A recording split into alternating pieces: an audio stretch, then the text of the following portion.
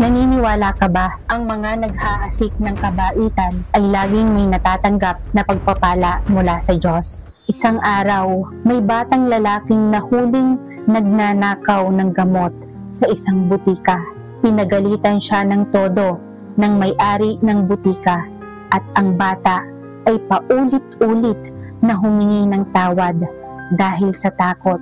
Pero wala talaga siyang pera para pambayad ng gamot. May isang lalaking nagbebenta ng noodles sa malapit at lumapit at mahinahong tinanong kung bakit niya iyon ginawa.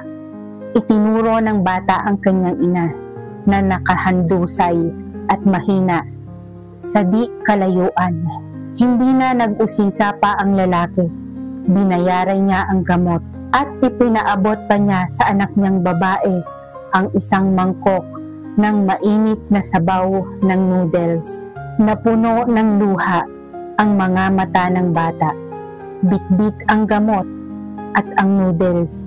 Dali-dali siyang tumakbo papunta sa kanyang ina. Maraming nakatingin, pero ang lalaking iyon lang ang nagpakita ng tunay na malasakit. Nakalipas ang 30 taon, biglang bumagsak ang lalaki sa tabi ng kanyang install at agad dinala sa ospital.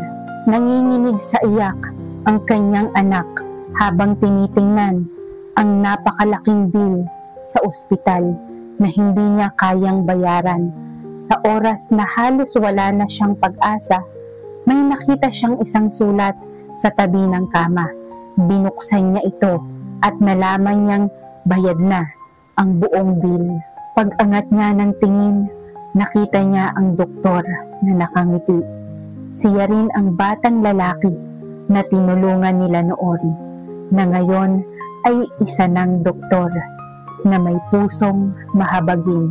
Nagising ang lalaki, nakita ang anak niyang may halong ngiti at luha, at ang doktor ay tumango sa kanya ng may mainit na ngiti.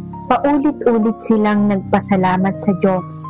Ang mangkok ng maliit na noodles ay naging isang himala na bumalik pagkatapos ng 30 taon.